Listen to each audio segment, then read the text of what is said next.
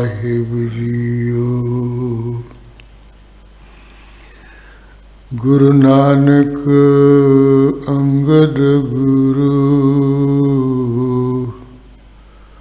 अमरदास पद बंधु। रामदास अर्जन गुरु, वर श्री हर गोबिंद।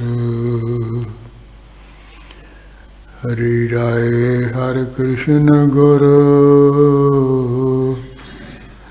तेग बहादुर चंद।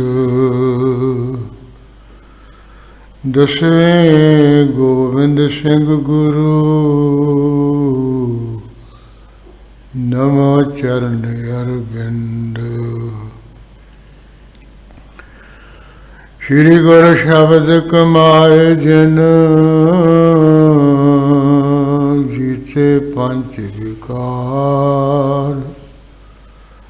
तिन संतन को वंदना, सिर चरण परतार। एक ओंकारा सतगुरु, तिह प्रसाद सच होय। वाहिगुरु जी की फतेह, विघ्न विनाशन सोय। वाहिगुरु जी की फतेह,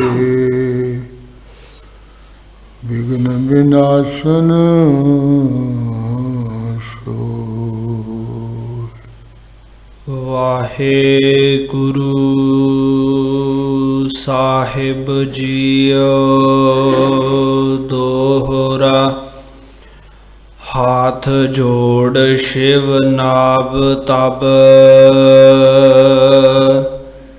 अंचर घर मह डार।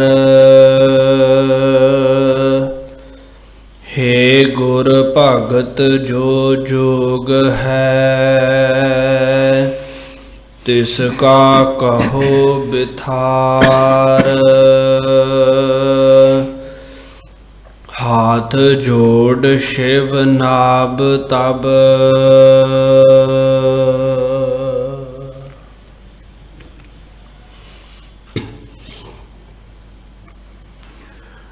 वाहिगुरु जी का खालसा, वाहिगुरु जी की फतेह। परम सत्कारयोग गुरु खालसा साध संगत जी, अमृत वेले तो बहुत ही सुंदर जीवन सज रहे है। चबर छतर तक दे मालिक प्रतख श्री गुरु ग्रंथ साहिब महाराज जी की प्रकाश सेवा हुई है।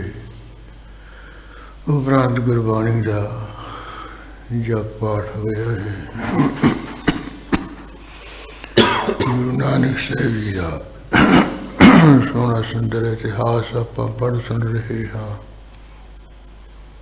जिस तरह आप जी ने संसार के जीवन उतारन वास्ते चार उदासियां कीतियां। बाबे तारे चार चक नौ खंड पृथ्वी सच्चा ढोआ सारे विचरे। वो भाई बाला वाली जन्म सिक्खी विच भाई बाला जी ने पैड़ा मुखा राही सारा ही प्रसंग लिखवाया सी। उसे दा लथा कवि संतोख सिंह जी ने नानक प्रकाश विच कीता है। उसे ही शेर गुरु अंगद साहिब जी की अंश विचों पैदा हुए संत ने कवि जी ने ली है। यह गुरपुर प्रकाश नाम का ग्रंथ संत ने कवि ने लिखे है, वो आप पढ़ सुन रहे हाँ। जिस तरह गुरु नानक साहब महाराज विचरते सिंगलादीप शिवनाव राजे कोल चले गए सी। जिवें इन्हें बेनती की सी कि महाराज ਜਿਹੜਾ ਜੋਗ ਹੈ ਇਹਦੇ ਸੰਬੰਧੀ ਮੈਨੂੰ ਕੋਈ ਖੋਲ ਕੇ ਵਾਕਫੀਅਤ ਦੇਹੋ। ਗੁਰੂ ਮਹਾਰਾਜ ਨੇ ਕਿਹਾ ਵੀ ਇੱਕ ਹੈ ਹਠ ਯੋਗ, ਇੱਕ ਹੈ ਭਗਤੀ ਯੋਗ। ਜਿਹੜਾ ਹਠ ਯੋਗ ਹੈ ਉਹ ਕਰਨਾ ਬਹੁਤ ਕਠਿਨ ਹੈ। ਜਿਹੜਾ ਭਗਤੀ ਯੋਗ ਹੈ, ਭਗਤੀ ਦੁਆਰਾ ਪਰਮੇਸ਼ਰ ਵੀ ਜੁੜਨਾ, ਇਹ ਬਹੁਤ ਸੌਖਾ ਹੈ। ਇਹਦੇ ਵਿੱਚ ਕੋਈ ਕਠਿਨਾਈ ਨਹੀਂ ਹੈ। ਰਿਸ਼ੀ ਨੇ ਬੇਨਤੀ ਕੀਤੀ ਕਿ ਮਹਾਰਾਜ ਦੋਹਾਂ ਲਈ ਨਿਰਣਾ ਕਰਕੇ ਮੈਨੂੰ ਸਮਝਾਓ ਕਿ ਜੋ ਮੈਂ ਅਣਜਾਣ ਹਾਂ। ਜਿਵੇਂ ਗੁਰੂ ਮਹਾਰਾਜ ਨੇ ਦੱਸਿਆ ਸੀ ਉਸੇ ਦਾ ਨਿਰਣਾ ਇਹ ਕਵੀ ਜੀ ਨੇ ਥੋੜ੍ਹਾ ਬਹੁਤਾ ਕੀਤਾ ਹੈ। ਕਾਫੀ ਕੁਝ ਹਠ ਯੋਗ ਦਾ ਜਿਹੜੀ ਕਿਰਿਆ ਹੈ ਇਹ ਕਵੀ ਛੱਡ ਗਿਆ ਹੈ। ਨਾਨਕ ਪ੍ਰਕਾਸ਼ ਦੇ ਵਿੱਚ ਵੀ ਕਵੀ ਸੰਤੋਖ ਸਿੰਘ ਜੀ ਨੇ ਹਠ ਯੋਗ ਦੀ ਕਾਫੀ ਕਿਰਿਆ ਖੋਲ ਖੋਲ ਕੇ ਲਿਖੀ ਹੈ, ਪਰ ਫਿਰ ਵੀ ਕੁਝ ਨਾ ਕੁਝ ਨਿੱਤੀ, ਧੋਤੀ, ਬਸਤੀ ਤੇ ਇਸੇ ਤਰ੍ਹਾਂ ਨਿਵਲੀ ਕਰਮ, ਇਹਨਾਂ ਦਾ ਨਿਰਣਾ ਇਹਨਾਂ ਨੇ ਨਹੀਂ ਕੀਤਾ ਹੈ। ਉਹ ਯੋਗ ਦੇ ਜਿਹੜੇ ਕੋਈ ਸ਼ਾਸਤਰ ਨੇ ਜਿਨ੍ਹਾਂ ਦੇ ਵਿੱਚ ਯੋਗਾ ਅਭਿਆਸ ਕਿਵੇਂ ਕਰਨਾ ਹੈ ਉਹ ਖੋਲ ਖੋਲ ਲਿਖਿਆ ਹੋਇਆ ਹੈ। ਉਹ ਇਸ ਤਰ੍ਹਾਂ ਜਿੰਨਾ ਕਿ ਲੋੜ ਸੀ ਇਹ ਕਵੀ ਜੀ ਨੇ ਬਿਆਨ ਕੀਤਾ, ਕੁਝ ਵਿੱਚ ਵਿਚਾਲੇ ਛੱਡ ਵੀ ਦਿੱਤਾ। ਭਾਵ ਕੀ ਹੈ ਜਿਹੜਾ ਹਠ ਯੋਗ ਹੈ ਇਹ ਘਰ-ਬਾਰ ਛੱਡੇ ਬਗੈਰ ਨਹੀਂ ਹੋ ਸਕਦਾ ਹੈ। ਇਹਦੇ ਵਿੱਚ ਭੁੱਖੇ ਬਹੁਤ ਰਹਿਣਾ ਹੈ ਨਾ। ਫਿਰ ਪੇਟ ਦੀ ਸਫਾਈ ਵਾਸਤੇ ਬਹੁਤ ਕਠਿਨ ਕਿਰਿਆ ਹੈ।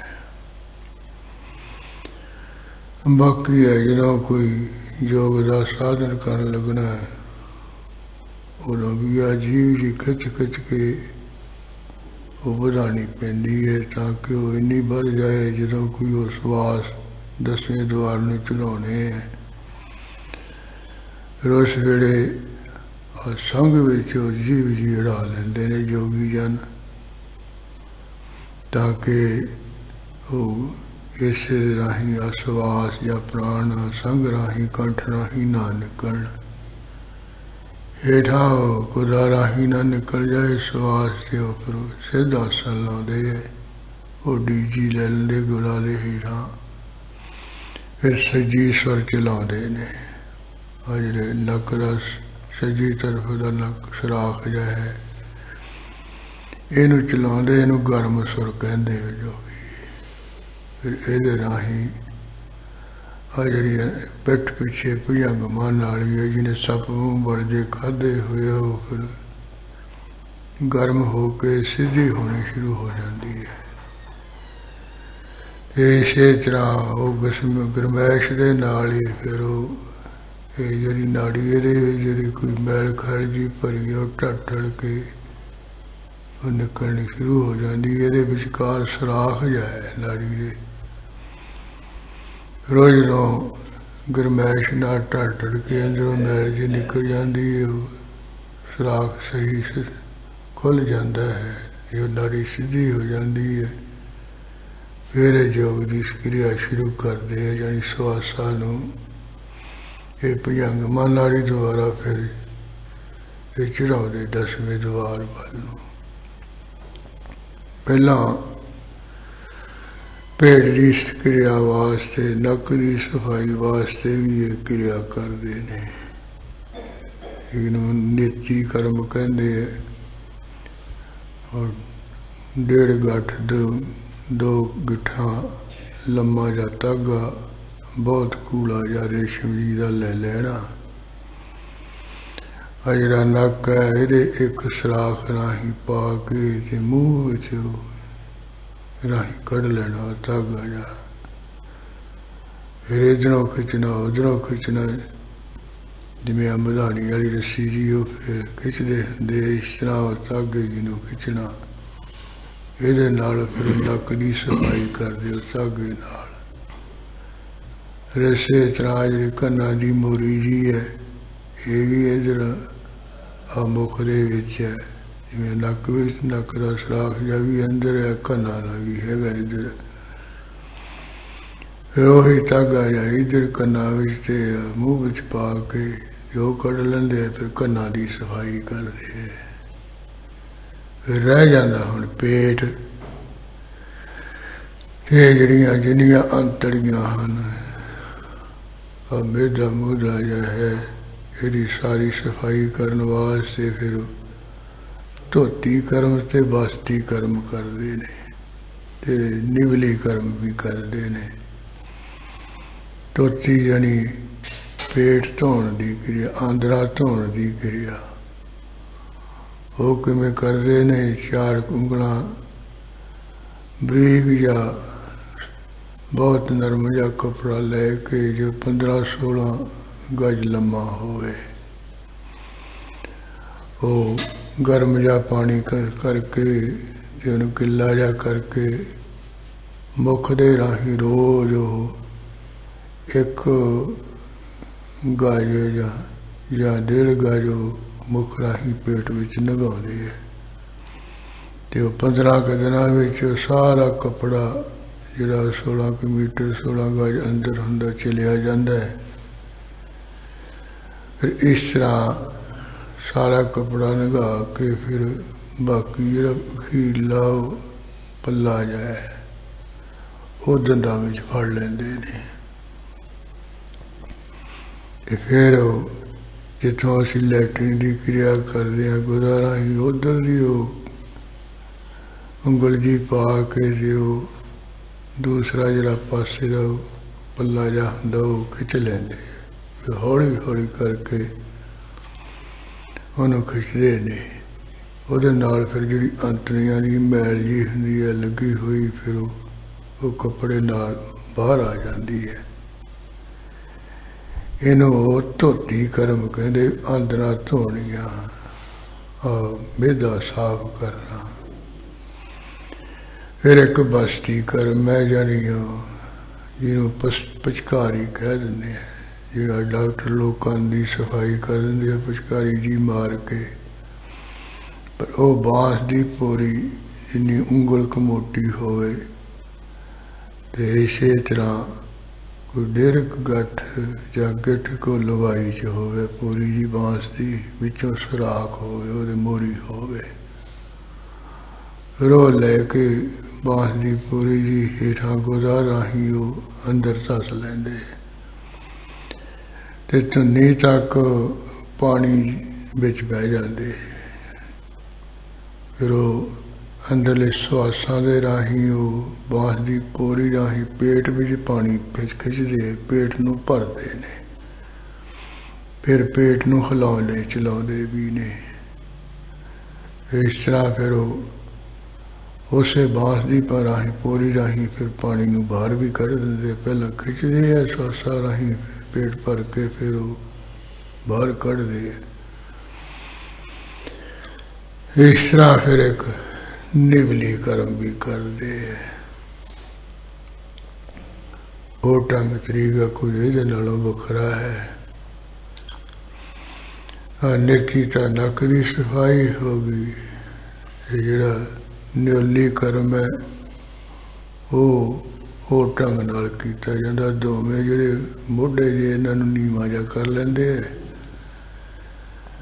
ਤੇ ਐ ਕੰਡ ਸਿੱਧੀ ਕਰਕੇ ਸਿੱਧਾ ਬੈਠਦੇ ਹੈ। ਇਸੇ ਤਰ੍ਹਾਂ ਫਿਰ ਆ ਜਿਹੜਾ ਪੇਟ ਹੈ ਨਾ, ਇਹਨੂੰ ਜਿਵੇਂ ਆ ਮਧਾਣੀ ਘੁੰਮਦੀ ਹੁੰਦੀ ਹੈ, ਕਿਤੇ ਸੱਜੇ ਤਰਫ ਕਿਤੇ ਖੱਬੇ ਤਰਫ, ਯਾਨੀ ਅੰਦਰਲੇ ਉਹ ਸਵਾਸਾਂ ਦੇ ਰਾਹੀਂ ਪੇਟ ਨੂੰ ਘੁਮਾਉਂਦੇ ਹੈ, ਕਿਤੇ ਤਾਂ ਨੂੰ ਕਿਤੇ ਹੇਠ ਨੂੰ, ਜਿਵੇਂ ਮਧਾਣੀ ਘੁੰਮਦੀ ਹੈ। ਇਸ ਤਰ੍ਹਾਂ ਉਹ ਫਿਰ ਮੈਲ ਖੈਲ ਦੀ ਜਿਹੜੀ ਬੈਠਦੀ ਹੈ ਅੰਦਰੋਂ ਵਿੱਚੋਂ ਲੈ ਜਾਂਦੀ ਹੈ। ਇਹਦੇ ਰਾਹੀਂ ਉਹ ਸਫਾਈ ਕਰਦੇ ਆ ਨਿਵਲੀ ਕਰਮ ਕਰਕੇ। ਇਸ ਤਰ੍ਹਾਂ ਫਿਰ ਇਹ ਸਾਰਾ ਪੇਟ ਦੀ ਸਫਾਈ, ਨੱਕ ਦੀ ਸਫਾਈ, ਸਾਰਾ ਕੁਝ ਕਰਾ ਕੇ ਫਿਰ ਇਹ ਹਠ ਯੋਗ ਦੀ ਕਿਰਿਆ ਸ਼ੁਰੂ ਕਰਦੇ ਹੈ। ਉਹ ਭੁਜੰਗਵਾਂ ਨਾੜੀ ਉਹ ਸੁਰ ਰਾਹੀਂ गर्म करके सीधी कर ली, फिर ਉਹਦੇ ਵਿੱਚੋਂ ਜਿਹੜਾ ਰਮੈਸ਼ ਨਾਲ ਮੈਲ ਖੈਰ ਨਿਕਲ ਗਈ। फिर सिद्धासन ला के बस 10वें द्वार में श्वास चढ़ाने शुरू कर दे। फिर वो पहला पूरे करते है, फिर कुंभक करते है, फिर रेचक करते है, यानी पहला प्राण चढ़ाते है, फिर उसे 10वें द्वार में टिकाते ने, फिर हौली हौली हेठा उतारते ने। हौली हौली साधन कर दिया, फिर प्राण टिकाने शुरू कर देंगे। ज़्यादातर पहला तो न भी 12 बारी ओंकार का जाप करके श्वास चढ़ाने है, तो 24 बारी ओंकार का जाप करके उत्थे 10वें द्वार दे विच प्राण टिकाने ने, उन्होंने कुंभक कहते हैं। फिर 12 बारी ओंकार का जाप करदे हो प्राणा नूं हेठा ले आना, उतार लेना है। इस तरह की क्रिया नूं रेचक पूरा कुंभ किया जाता है। वो कल आपां पढ़े ही है सारा, उन्हें देख लो कितनी क्रिया कठिन है। ये महाराज ने जिहड़ा भगती योग अज वर्णन किया है, बहुत सौखा है। ना घर बार छड्डण दी लोड़, ना भुखे ध्याई मरन दी लोड़ है। बहुत सौखे ढंग नाल हो सकता है। अज जिहड़ा गुरु महाराज ने भगती जिथे किथे गए भी भगती द्वारा परमेश्वर की प्राप्ति करनी है, जंगलों च नहीं जाके भुखे ध्याए मरना औखे होना है। नानक घर ही बैठिया योग पाइया सतगुरु का उपदेश, जिवें बाणी विच वचन है। फिर घरे बैठिया परमेश्वर भी जुड़ना पा लईदा सतगुरु के उपदेश की कमाई करके। वो जरा घरे बैठिया हुए ही योग हो सकता, भगती द्वारा जुड़िया जा सकता है। वो कवि जी ने जिवें वर्णन कराया है कि गुरु महाराज ने शिवनाव राजे नूं दस्सिया सी, वो भगती योग का प्रसंग जा रहा है। वो जिवें आंदा आपां मन ला के सुनिए जी। हाथ जोड़ शिव नाभ तब, जिहड़ा शिव नाम राजा इसने हाथ जोड़ना कीते है। अंचर घर मह डार, अपने गल दे विच इसने पल्ला पाया है, हाथ जोड़े हन। हे गुर भगत जो जोग है, कहन लग्या ये तो हमारा आप जी ने हाथ जोग दस दिता खोल खोल के। हुण जरा भगती योग है, इसका करो कहो बिथार।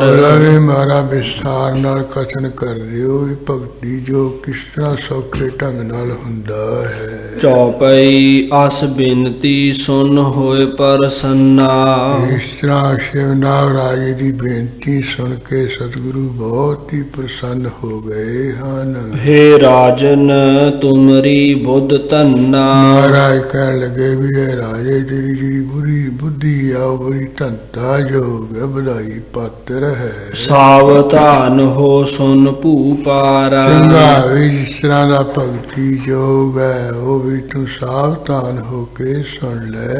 भगत जोग का जस प्रकारा, जिस तरह भगती योग का ढंग तरीका है। प्रथम यम मन राखन नीवा, प्रथम सब तो पहले जाम है वो कि मन नू नीवा करके रखना, मन नू निम्रता सहित रखना, हमेशा मन करके झुके रहना गुरु परमेश्वर अगे।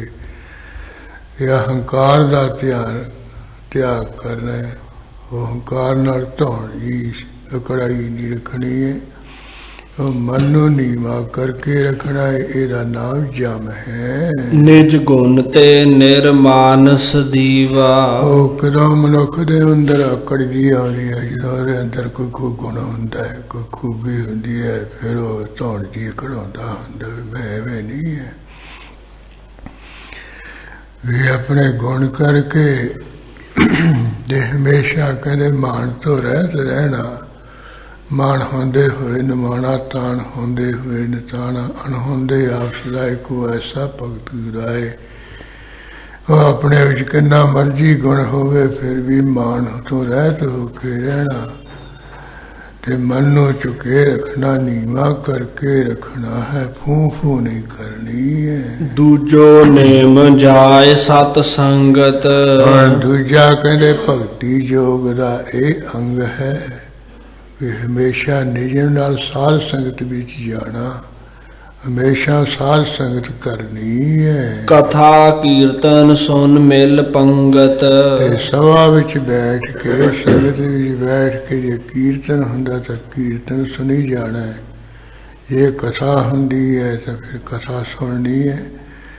ਯਾਨੀ ਇਹ ਦੋਵੇਂ ਚੀਜ਼ਾਂ ਇਹ ਸੰਗਤ ਵਿੱਚ ਜਾ ਕੇ ਨਿਯਮ ਨਾਲ ਕਰਨੀ ਹੈ। ਰੋਜ਼ ਕਥਾ ਕੀਰਤਨ ਸੁਣਨਾ ਹੈ, ਭਗਤੀ ਦਾ ਦੂਸਰਾ ਇਹ ਅੰਗ ਹੈ, ਦੂਸਰਾ ਹਿੱਸਾ ਹੈ ਨਿਯਮ। ਤੀਜੋ ਦੇਸ਼ ਇਕੰਤ ਬਖਾਨੇ। ਦੂਜਾ ਜਿਹੜਾ ਕਹਿੰਦਾ ਇਕਾਂਤ ਦੇਸ਼ ਕਿਹਾ ਹੈ ਨਾ, ਵੀ ਵੱਖਰਾ ਹੋ ਕੇ ਰਹਿਣਾ, ਪਾਸੇ ਹੋ ਕੇ ਰਹਿਣਾ। ਉਧਰ ਤਾਂ ਵੀ ਘਰ ਬਾਰ ਛੱਡ ਕੇ ਇੱਕ ਪਾਸੇ ਰਹਿਣਾ ਹੈ, ਇੱਧਰ ਇਕਾਂਤ ਦੇਸ਼ ਇਹੋ ਹੀ ਹੈ। ਸਰਬ ਵਿਖੈ ਇੱਕ ਗੋਬਿੰਦ ਜਾਨੇ। ਵੀ ਜਿੰਨੇ ਘਰ ਦੇ ਜੀਆ ਜੰਤ ਬੈਠੇ, ਆਂਢ ਗੁਆਂਢ ਦੇ ਲੋਕ ਹੈ, ਮਿੱਤਰ ਦੋਸਤ ਹੈ, ਕਹਿੰਦੇ ਸਾਰਿਆਂ ਦੇ ਵਿੱਚ ਪਰਮੇਸ਼ਰ ਨੂੰ ਜਾਣਨਾ ਹੈ ਕਿ ਮੇਰੇ ਅੰਦਰ ਵੀ ਉਹੀ ਬੈਠਾ ਹੈ, ਇਹਨਾਂ ਦੇ ਵੀ ਉੱਪਰ ਉਹੀ ਬੈਠਾ ਹੈ। ਇਹ ਇਕਾਂਤ ਦੇਸ਼ ਹੈ ਵੀ ਜਦੋਂ ਸਾਰਿਆਂ ਦੇ ਵਿੱਚ ਉਹੀ ਬੈਠਾ ਹੈ, ਫਿਰ ਸਮਝ ਲਓ ਫਿਰ ਨਫ਼ਰਤ ਕਿਵੇਂ ਹੋਊਗੀ। ਸਭਾ ਘਟ ਰਾਮ ਬੋਲੇ, ਰਾਮਾ ਬੋਲੇ, ਰਾਮ ਬਿਨਾ ਕੋ ਬੋਲੇ ਰੇ। ਸਭ ਗੋਬਿੰਦ ਹੈ, ਸਭ ਗੋਬਿੰਦ ਹੈ, ਗੋਬਿੰਦ ਬਿਨ ਨਹੀਂ ਕੋਈ। ਫਿਰ ਸੋ ਕਾਂਤੀ ਜਿਸ ਹਿਰਦੈ ਠਾਏ, ਵੀ ਜਿਹਦਾ ਮਨ ਟਿਕਾ ਵਿੱਚ ਆ ਗਿਆ ਸਮਝ ਲਓ ਇਕਾਂਤ ਵਿੱਚ ਬੈਠਾ ਹੈ। ਤੇ ਜੇ ਮਨ ਟਿਕਾ ਵਿੱਚ ਨਹੀਂ ਹੈ, ਭਾਵੇਂ ਜਿੰਨਾ ਮਰਜੀ ਇਕਾਂਤ ਵਿੱਚ ਬੈਠਾ, ਜੰਗਲ ਵਿੱਚ ਬੈਠਾ, ਭੋਰੇ 'ਚ ਬੈਠਾ, ਤਾਂ ਮਨ ਤਾਂ ਹੋਏ ਟਿਕਾ ਤਾਂ ਮੰਨਦਾ ਹੈ ਨਾ। ਸਰੀਰ ਨੂੰ ਭੋਰੇ 'ਚ ਲਿਜਾ ਕੇ ਟਿਕਾ ਕੇ ਕੀ ਕਰੂਗਾ, ਮਨ ਤਾਂ ਉੱਥੇ ਉਹੀ ਕਰੀ ਜਾਂਦੇ ਜੋ ਕੋਈ ਅੰਦਰ ਬੈਠਾ ਤਰ੍ਹਾਂ ਤਰ੍ਹਾਂ ਦੇ ਫੁਰਨੇ ਕਰਦਾ। ਜੇ ਬਾਹਰ ਬੈਠਾ ਮਨ ਟਿਕਿਆ ਹੋਇਆ ਤੇ ਭਾਵੇਂ ਇੱਧਰ ਉੱਧਰ ਕਿੰਨਾ ਮਰਜ਼ੀ ਰੌਲਾ ਪਈ ਜਾਏ, ਕੋਈ ਕਿੰਨੀਆਂ ਆਵਾਜ਼ਾਂ ਕੱਢੀ ਜਾਏ, ਜੇ ਮਨ ਟਿਕਾ ਵਿੱਚ ਉਹਨੂੰ ਆਵਾਜ਼ ਨਹੀਂ ਸੁਣੂਗੀ। ਜੇ ਮਨ ਨਹੀਂ ਟਿਕਿਆ ਫਿਰ ਮਾੜਾ ਮਾੜਾ ਕੋਈ ਇੱਧਰ ਉੱਧਰ ਹਰਕਤ ਕਰਿਆ ਹੋਵੇ, ਉਸੇ ਵੇਲੇ ਮਨ ਉੱਧਰ ਨੂੰ ਜਾਊਗਾ। ਹਰਖੋ ਵਾਲੇ ਬਾਬਾ ਜਨਕ ਸਿੰਘ ਜੀ ਜਥੇਦਾਰ ਬੜੇ ਚੰਗੇ ਬੰਦਗੀ ਵਾਲੇ ਸਤਿਪੁਰਸ਼ ਹੋਏ। ਉਹ ਕਈ ਵਾਰੀ ਆਪਣੀ ਮੌਜ ਵਿੱਚ, ਉਂਝ ਤਾਂ ਸਾਧੂ ਦੱਸਦਾ ਨਹੀਂ ਹੁੰਦਾ, ਆਪਣੀ ਮੌਜ ਵਿੱਚ ਹੋਰਨਾਂ ਨੂੰ ਸੇਧ ਦੇਣ ਵਾਸਤੇ ਜਿਹੜੇ ਕੋਈ ਯੋਗ ਹੁਣ ਉਹਨਾਂ ਨੂੰ ਦੱਸ ਜਾਂਦੇ ਸੀ। ਇੱਕ ਵਾਰੀ ਉਹਨਾਂ ਨੇ ਬਚਨ ਜਿਹਾ ਸੁਣਾਇਆ ਸੀ, ਕਹਿੰਦੇ ਬਾਹਰੋਂ ਕੋਈ ਸਾਧੂ ਆਇਆ ਹੋਇਆ ਸੀ, ਉਹ ਬਾਹਰ ਹੁਣ ਵੀ ਹਰਖੋ ਵਾਲੇ ਕੋ ਪਾਸੇ ਜੇ ਦੂਰ ਜੇ ਕਾਨਿਆਂ ਦੇ ਵਿੱਚ, ਸਰਾਂ ਦੇ ਵਿੱਚ ਇੱਕ ਕਮਰਾ ਜਿਹਾ ਬਣਿਆ ਹੋਇਆ ਹੈ। ਉੱਥੇ ਬੈਠਾ ਉਹ ਭਜਨ ਕਰਦਾ ਸੀ। ਕਹਿੰਦੇ ਅਸੀਂ 2-4 ਸਿੰਘ ਉਹ ਕਮਰੇ ਦੇ ਨੇੜੇ ਜੇ ਜਾ ਕੇ ਬੈਠ ਗਏ ਤੇ ਬਚਨ ਵਿਲਾਸ ਕਰਨ ਲੱਗ ਪਏ। ਤੇ ਕਰਦੇ ਸੀ ਬਚਨ ਵਿਲਾਸ ਗੁਰੂ ਘਰ ਦੇ, ਪਰਮੇਸ਼ਰ ਦੇ, ਨਾ ਬਾਣੀ ਦੇ। ਉਹ ਜਿਹੜਾ ਅੰਦਰ ਹੁਣ ਸਾਧੂ ਬੈਠਾ ਉਹਦਾ ਮਨ ਟਿਕਾ ਵਿੱਚ ਹੈ ਨਹੀਂ ਸੀ, ਇਕਾਂਤ ਜ਼ਰੂਰ ਬੈਠਾ ਸੀ, ਮਨ ਟਿਕਿਆ ਨਹੀਂ ਸੀਗਾ। ਉਹ ਅਸੀਂ ਜਦੋਂ ਬੋਲੇ ਚੱਲੇ, ਉਹ ਅੰਦਰੋਂ ਆਵਾਜ਼ ਦੇਵੇ, ਕਹੇ ਵੀ ਸਿੰਘੋ ਆਪਣੇ ਮਨ ਨੂੰ ਕੰਟਰੋਲ ਵਿੱਚ ਕਰੋ, ਸਿੰਘੋ ਮਨ ਨੂੰ ਕੰਟਰੋਲ ਵਿੱਚ ਕਰੋ। ਤੇ ਸਾਨੂੰ ਹੁਣ ਸਾਡਾ ਤਾਂ ਉਧਰ ਮਨ ਟਿਕਿਆ ਹੋਇਆ ਸੀ, ਇਕਾਂਤ ਹੋਇਆ ਸੀ, ਸਾਨੂੰ ਕੋਈ ਸੁਣਿਆ ਨਾ। ਉਹ 5-7 ਮਿੰਟਾਂ ਵਿੱਚੋਂ ਫਿਰ ਉਹਨੇ ਆਵਾਜ਼ ਦਿੱਤੀ, ਕਹਿੰਦੇ ਵੀ ਉਹ ਸਿੰਘੋ ਆਪਣਾ ਮਨ ਕੰਟਰੋਲ ਵਿੱਚ ਕਰੋ, ਬਸ ਵਿੱਚ ਕਰੋ। ਅਸੀਂ ਆਪਦੇ ਫਿਰ ਉਸੇ ਤਰ੍ਹਾਂ ਹੀ ਉਹ ਵਿਚਾਰ ਬ੍ਰਹਮ ਵਿਚਾਰ ਵਿੱਚ ਲੱਗੇ ਰਹੇ, ਕਿਉਂਕਿ ਜਿੱਧਰ ਮਨ ਜਾਊਗਾ ਉੱਧਰ ਉਹ ਜੇ ਕੰਨਾਂ ਰਾਹੀਂ ਮਨ ਉੱਧਰ ਜਾਊਗਾ, ਫਿਰ ਕੋਈ ਗਿਆਨ ਹੋ, ਫਿਰ ਆਵਾਜ਼ ਸੁਣੂ। ਜੇ ਮਨ ਕੰਨਾਂ ਵਿੱਚ ਨਹੀਂ ਨਾ ਭਵਾਏ, ਜਦ ਜਿੰਨਾ ਮਰਜ਼ੀ ਰੌਲਾ ਪਈ ਜਾਏ ਨਹੀਂ ਸੁਣੂਗਾ ਕੰਨਾਂ ਰਾਹੀਂ ਵੀ। फिर तीजी बारी बाहर निकल के आया व्यागल थानू कही जाना मैं मन कंट्रोल करो मन बस करो तुसी सुनते ही काका नहीं। कहने फिर मेरे मूँह तो निकलिया कहने भी साला तू अपने मन ते कंट्रोल कर साडा तो कंट्रोल विच है। कहना मैं संतां कोले शिकायत करूँगा भी ये महाराज भजन सेवा च विघन पाउंदे जकड़ मारदे है। कहते भी तू करनी संतां कोले शिकायत। जो शाम के समय महापुरुष आते होंगे सी संत बाबा ज्वाला सिंह जी उन्होंने भी इस तरह का नियम सी भी जे तां संगत विच कोई कथा कीर्तन हुंदा है फिर तो आके विच बह जांदे सी। जे वो जिहड़े रहण वाले उत्थे चक्कर मारदे हुण गल्लां करदे फिर नहीं हो रहिंदे सी उत्थे नहीं आउंदे सी वो पिछे मुड़ जांदे सी। उन्हां दा ऐसा सुभाਅ सी। होए जदों आए हो संगत विच ते दीवान विच बैठे कथा कीर्तन होया समाप्ति हो गई उदों जाके साधु कहण लग्या महाराज मेरी आ दाल फरियाद है। कहंदे भी दस। कहंदे महाराज जी आ तुहाडा जिहड़ा जथेदार है ना ये रौला बहुत पाउंदा है ये चक्कर बहुत मारदा है। मैंने 2-3 बारी कहा तू मन विच बस कर जबान कंट्रोल कर मेरी सुनी नहीं इहने। हुण महात्मा तां जानदे सी भी इहदे ते महाराज दी बख्शिश होई हुई है सारा कुछ हैगा। जो कहंदे भी बुलाओ जथेदार नूं बुलाओ उन्होंने जनक सिंह नूं। कहंदे मैनू बुला लिया। कहंदे ओए तू साधुआं नूं भजन नहीं करदा रौला गोला करदा चक्कर मारदा। कहंदे महाराज कौन? कहंदा भी आ कहंदे बैठा है संत।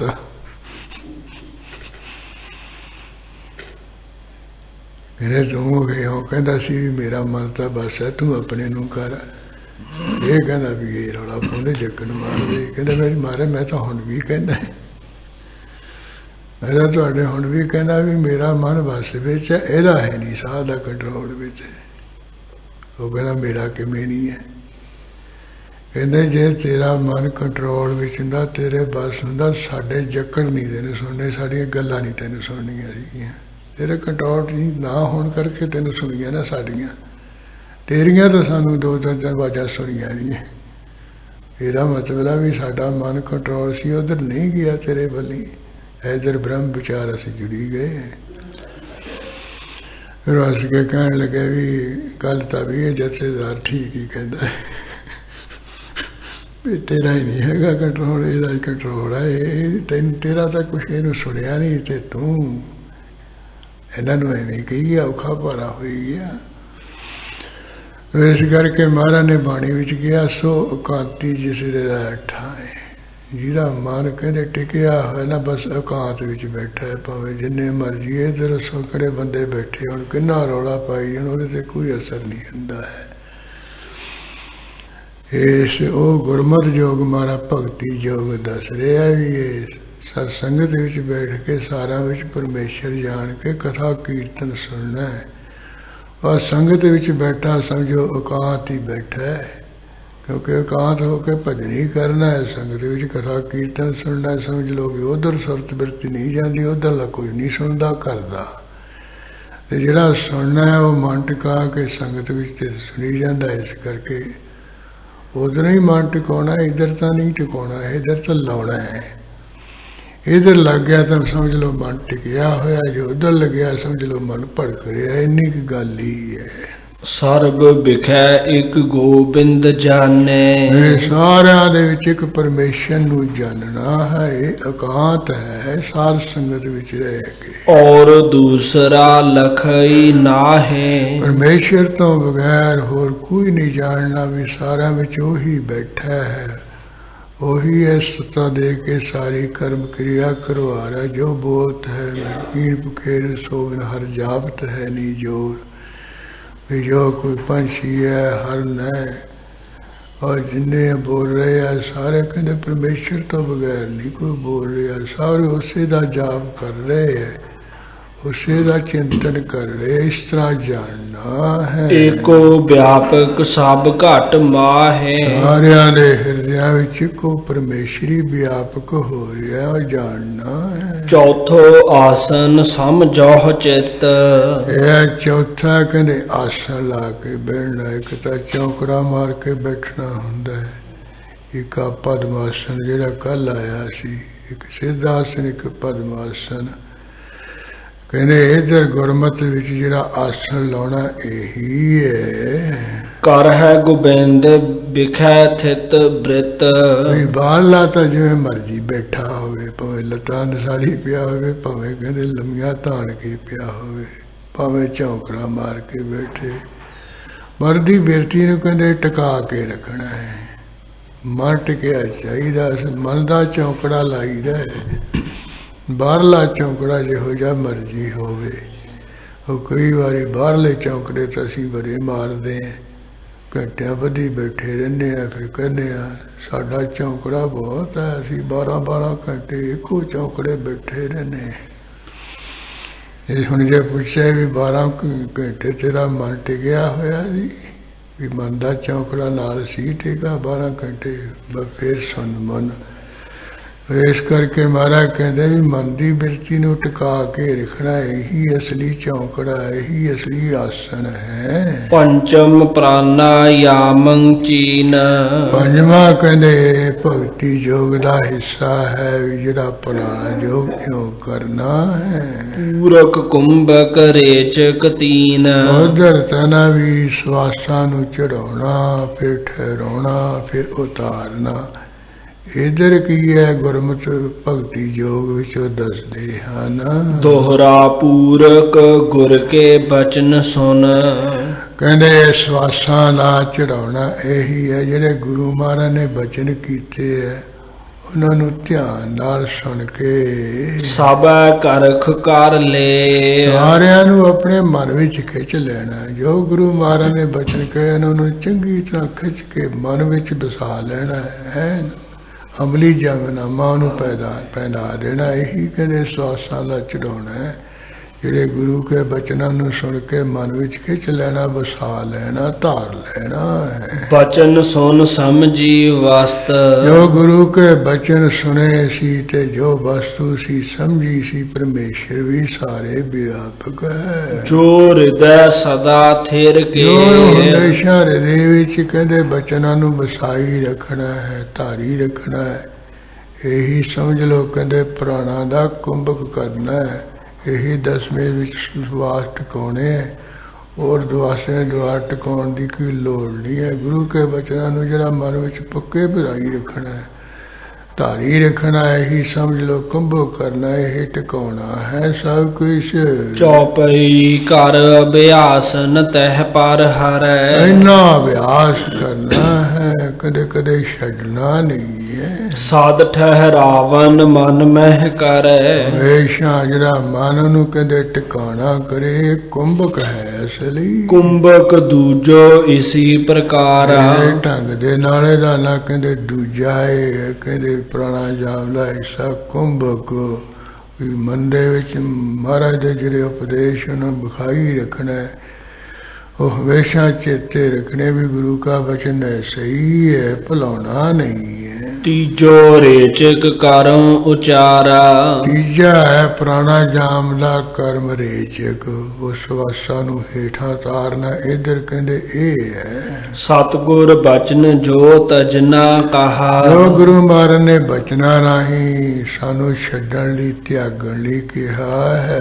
तह तज दे होत सुख महा, ਉਹਨਾਂ ਉਗਣਾ ਗੁਨਾਹਾਂ ਨੂੰ, ਨਿੰਦਿਆ, ਚੁਗਲੀ, ਬੇਈਮਾਨੀ, ਝੂਠ, ਤੂਫਾਨ ਮਹਾਰਾਜ ਨੇ ਛੱਡਣ ਲਈ ਕਿਹਾ। ਹੱਕ ਪੁਰਾਇਆ ਨਾਨਕਾ ਉਸ ਪੁਰਖ ਗਾਏ, ਗੁਰ ਪੀਰ ਹਾਮਾ ਤਾਂ ਭਰੇ ਜਾ ਮੁਰਦਾਰ ਨਾ ਖਾਏ। ਗੱਲੀ ਪਿਸਨ ਜਾਈਏ ਬੁੱਲ, ਛੁੱਟਾ ਸੱਚ ਖਵਾਏ। ਮਾਰਨ ਪਾਏ ਹਰਾਮ ਮੈਂ ਹੋਏ ਹਲਾਲ ਨਾ ਜਾਏ। ਨਾਨਕ ਗੱਲੀ ਕੂੜੀ ਕੂੜੋ ਪੱਲੇ ਪਾਏ। ਵੀ ਜਿਹੜਾ ਪਰਾਇਆ ਹੱਕ ਖਾਣਾ ਹੈ, ਮਹਾਰਾਜ ਨੇ ਛੱਡਣ ਲਈ ਕਿਹਾ ਹੈ। ਵੀ ਹੱਕ ਸੱਚ ਦੀ ਕਮਾਈ ਕਰਕੇ ਖਾਣਾ ਹੈ। ਉਹ ਜਿਹੜਾ ਛੱਡਣ ਲਈ ਛਕਿਆ, ਮਹਾਰਾਜ ਨੇ ਉਹ ਛੱਡਣਾ ਹੈ।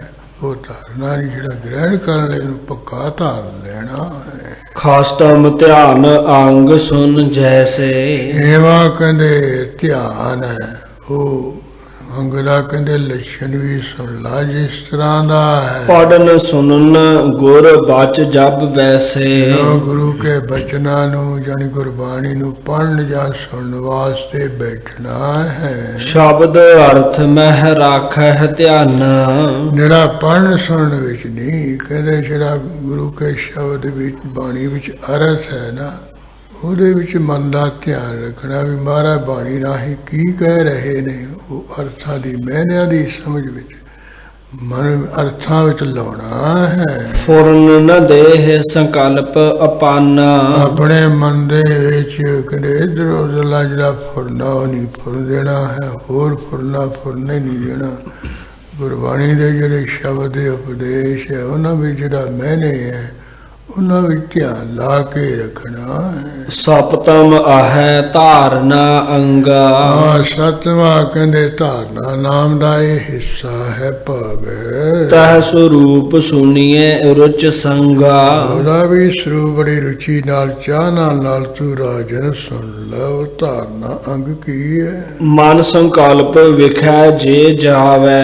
ਜੇ ਕਹਿੰਦੇ ਬਾਣੀ ਪੜ੍ਹਦਿਆਂ ਸੁਣਦਿਆਂ ਅਰਥਾਂ ਦੀ ਵਿਚਾਰ ਕਰਦਿਆਂ ਕਿਤੇ ਮਨ ਇਧਰ ਉਧਰ ਚਲਾ ਵੀ ਜਾਵੇ ਫੁਰਨਾ ਕਰਕੇ। ਪੁਨ ਤਹ ਰੋਕ ਸ਼ਬਦ ਮਹਿ ਲਾਵੈ।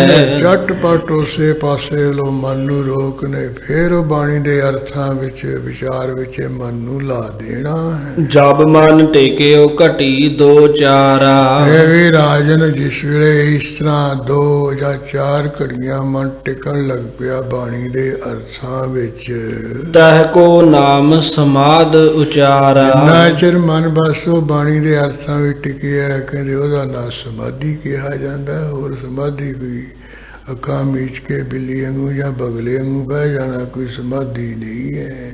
ਸ਼ਬਦ ਵਿਖੈ ਜਬ ਲੱਗੀ ਸਮਾਦ। ਜਦੋਂ ਗੁਰੂ ਕੇ ਸ਼ਬਦ ਸੁਣਨ ਵਿੱਚ ਅਰਥਾਂ ਦੇ ਸਮਝਣ ਵਿੱਚ ਬਸ ਉੱਥੇ ਬਿਰਤੀ ਲੱਗੀ, ਸਮਾਧੀ ਲੱਗ ਰਹੀ। ਤਿਸ ਹੈ ਵਧਾਵੈ ਤਨ ਮਨ ਸਾਧ। ਸਰੀਰ ਨੂੰ ਤੇ ਮਨ ਨੂੰ ਸਾਧ ਕੇ ਕੰਟਰੋਲ ਕਰਕੇ ਇਹਨੂੰ ਵਧਾਈ ਜਾਵੇ। ਯਾਨੀ ਬਾਣੀ ਦੇ ਅਰਥਾਂ ਵਿੱਚ ਮਨ ਨੂੰ ਲਾਈ ਰੱਖੇ, ਟਿਕਾਈ ਰੱਖੇ, ਬਸ ਸਮਾਧੀ ਲੱਗੀ ਹੋਈ ਹੈ। ਅਸ਼ਟ ਜਾਮ ਮਨ ਸ਼ਬਦ ਵਿਖੈ ਜਬ। ਜਦੋਂ 8 ਪੈਰ 24 ਘੰਟੇ ਮਨ ਸ਼ਬਦ ਦੇ ਵਿੱਚ ਕਹਿੰਦੇ ਲੱਗਿਆ ਰਿਹਾ।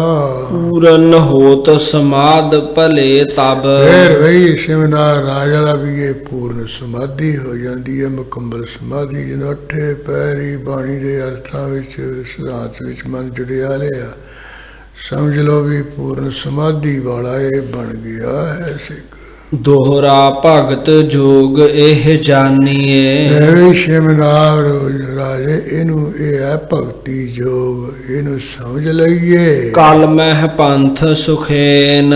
ਕਲਯੁਗ ਦੇ ਵਿੱਚ ਭਗਤੀ ਯੋਗ ਦਾ ਜਿਹੜਾ ਰਸਤਾ ਬਹੁਤ ਸੌਖਾ ਹੈ। ਕਾਸ਼ਟ ਯੋਗ ਦੁਸ਼ਤਰ ਹੈ। ਉਹ ਜਿਹੜਾ ਤੈਨੂੰ ਹਠ ਯੋਗ ਦੱਸਿਆ ਸੀ ਉਹ ਬੜਾ ਕਠਿਨ ਹੈ। ਹੋਏ ਨ ਜੇ ਨੰਕੇਨ। ਉਹ ਕਹਿੰਦੇ ਜਿਸ ਕਿਸੇ ਤੋਂ ਹਰ ਕਿਸੇ ਤੋਂ ਨਹੀਂ ਹੋ ਸਕਦਾ, ਉਹ ਤਾਂ ਕੋਈ ਕਰਦਾ।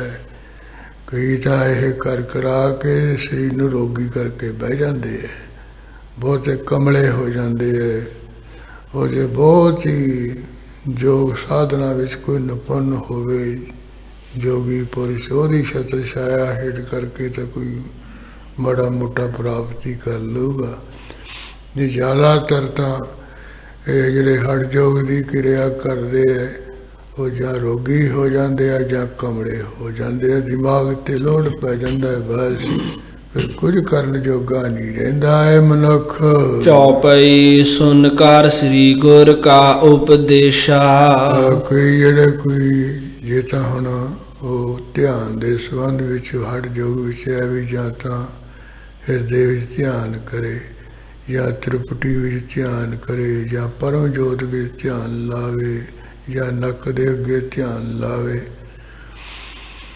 ਜੋ ਮਹਾਂਪੁਰੀ ਦੱਸਦੇ ਸੀ ਵੀ ਜਿਹੜਾ ਕੋਈ ਇਸ ਤਰ੍ਹਾਂ ਇਹ ਹਿਰਦੇ ਤੋਂ ਬਗੈਰ ਅੰਦਰ ਜਿਹੜਾ ਇਹਦਾ ਧਿਆਨ ਤੋਂ ਬਗੈਰ ਜਿਹੜਾ ਇੱਧਰ ਤ੍ਰਿਪਟੀ ਵਿੱਚ ਲਾਉਣਾ, ਇਹਦੇ ਨਾਲ ਕਹਿੰਦੇ ਦਿਮਾਗ ਤੇ ਬਹੁਤ ਮਾੜਾ ਅਸਰ ਪੈਂਦਾ ਹੈ, ਦਿਮਾਗੀ ਕਮਜ਼ੋਰੀ ਬਹੁਤ ਆ ਜਾਂਦੀ ਹੈ। ਫਿਰ ਇਸ ਤਰ੍ਹਾਂ ਕਹਿੰਦੇ ਫਿਰ ਉਹ ਹਮੇਸ਼ਾ ਅੰਦਰ ਮਹਿਸੂਸ ਜਾਂ ਕਰਦਾ ਰਹਿੰਦਾ ਵੀ ਕੁਝ ਨਹੀਂ ਹੁੰਦਾ। ਫਿਰ ਉਹ ਤੋਂ ਜਿਹੜੇ ਕੋਈ ਉਹ ਤ੍ਰਿਪਟੀ ਵਿੱਚ ਧਿਆਨ ਲਾਉਂਦੇ, ਇਸ ਕਰਕੇ ਗੁਰੂ ਕਾ ਮਤ ਹਿਰਦਾ ਨਾਮ ਵਸਾਇਓ, ਘਰ ਬੈਠੇ ਹਿਰਦੇ ਵਿੱਚ ਹੀ ਧਿਆਨ, ਹਿਰਦੇ ਵਿੱਚ ਹੀ ਨਾਮ ਵਸਾਉਣਾ, ਫਿਰ ਮਨ ਦਾ ਟਿਕਾ ਬਣਿਆ ਰਹਿੰਦਾ ਹੈ।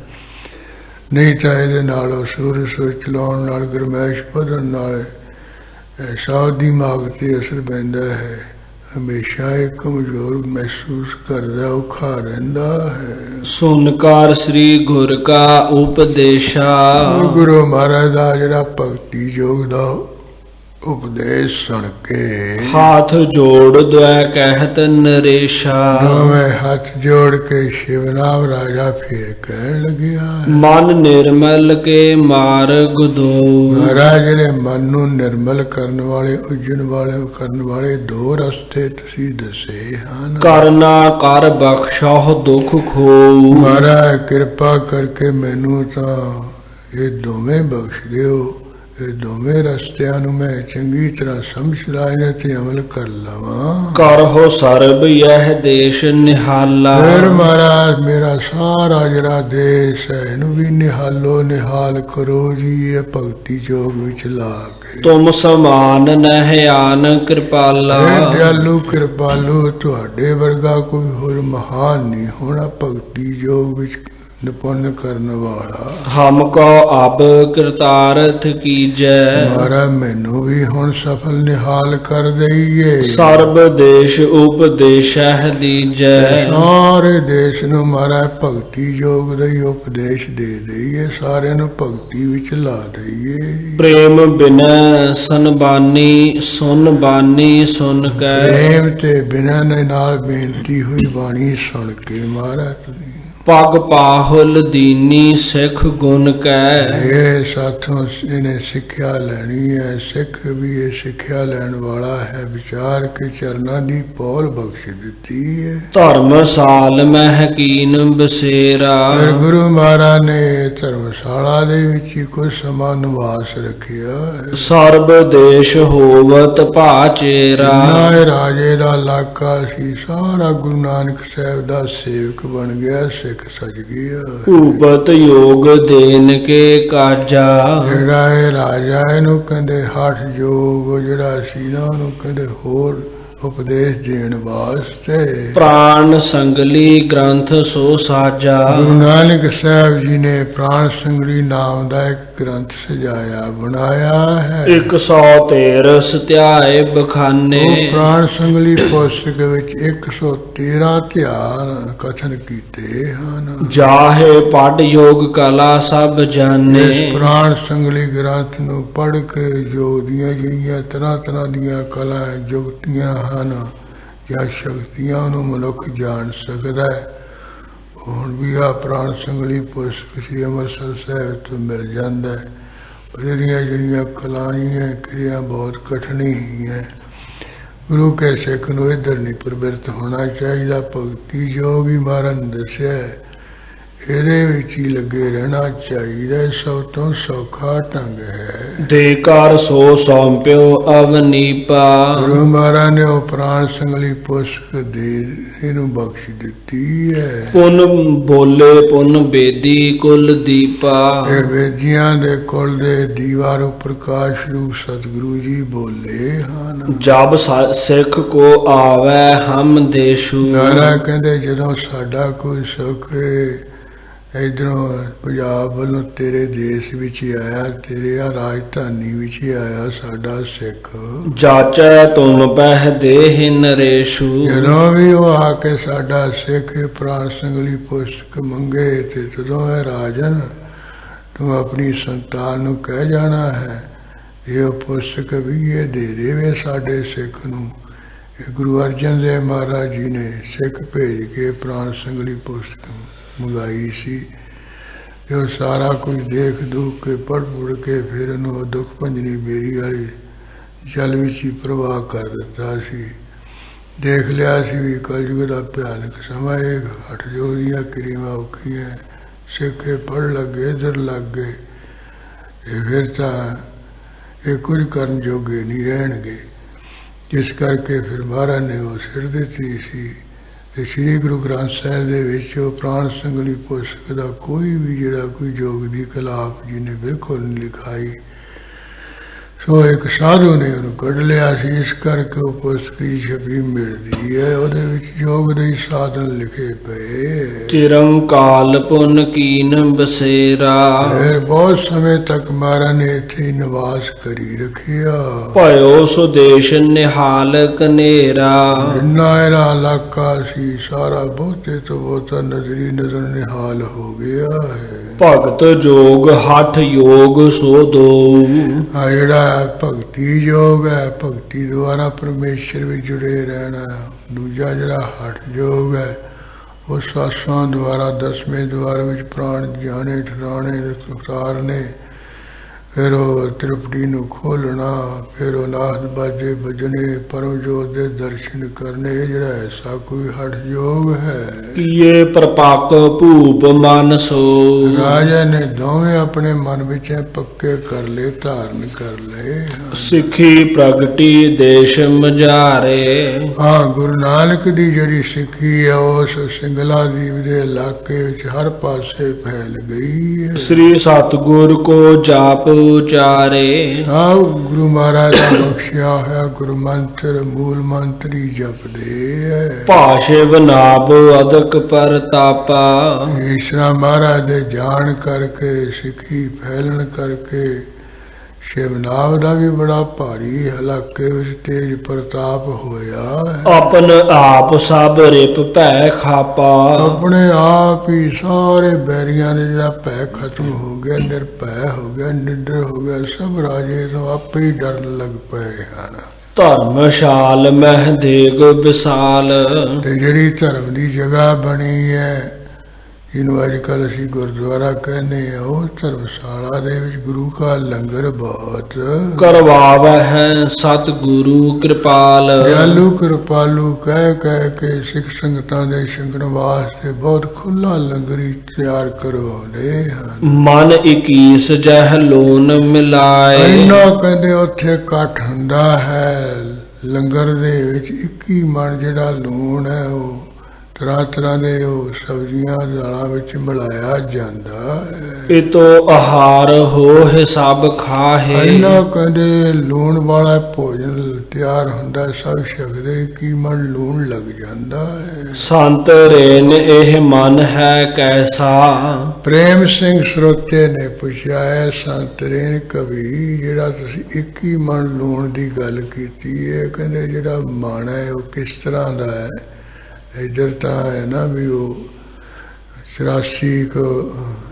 80 तोलियां का एक मन एक शेर हुंदा है ते 40 शेरां का एक मन हुंदा है ते अजकल कुंटल आ गए ने भी ये मैं कवि जी दसो है जिहड़ा तुसीं 21 मन के ये मन कैसा है किन्ना क वजन हुंदा वो भी दसो नाल मुर उर का सब कटो संदेशा हुण 21 मन कह देवे ते 40 शेर का एक मन हुंदा भी इन्ना लूण तो लग नहीं सकता है इस तरह मेरे मन में संसा उठाया कवि जी तुसीं इहदा निर्णय करके इहनूं निवृत्त कर दिओ जी खोल दो भी 21 मन लूण कैसा है और 21 मन किन्ने हुंदा है 100 मासे का शेर लखी जय कवि कहन लग्या भी आ जिहड़ा हुण चल रहा ना शेर का वजन वो नहीं है कहंदे 100 मासे का एक शेर वजन हुंदा सी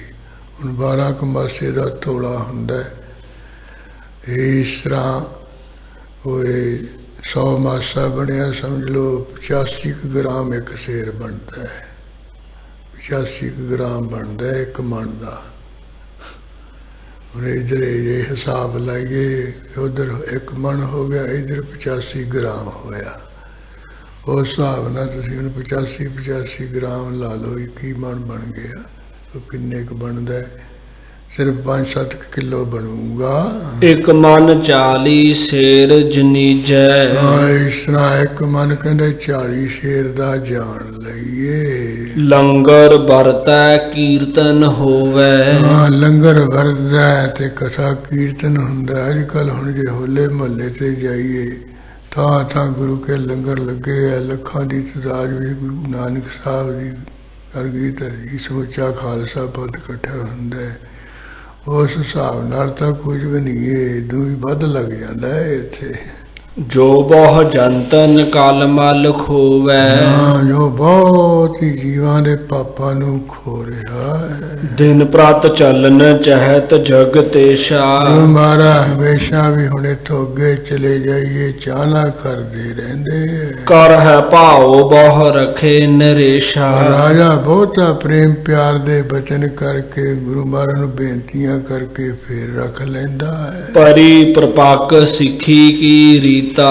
इत्थे महाराज दे बहुता समा रहन करके सिक्खी दी रीतियां पूरी पक गई है। पूर्ण सिख बन गए सारे। नित प्रत वध है भजन मह प्रीता। सारिया सिखा दी हमेशा भजन करन विच ही प्रीति वध रही है। करियो ज्ञान मह पूरन राऊ।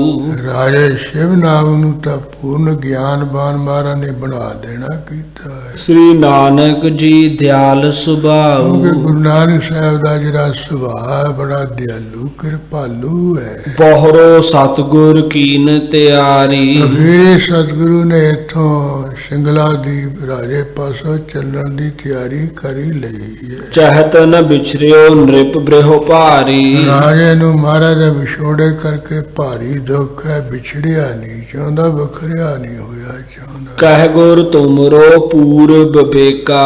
महाराज कहंदे भी राजा तेनू हुण पूर्ण जिहड़ा विवेक हो गया, पूर्ण ब्रह्म विचार प्राप्त हो गई है। हम करने हैं काज अनेका। सानू इत्थे रखण दा हुण किहड़ा ना कर। असीं होर अनेका काम करने, होर थावां तक जाके उपदेश देना है। धरहो ध्यान हम सदा समीपा।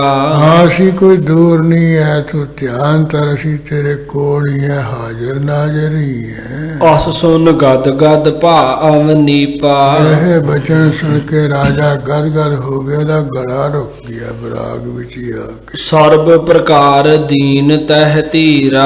महाराज ने सब तरह तरह करके नु धीर हौसला दिता है। सम्मत 40 से गमन गंभीरा।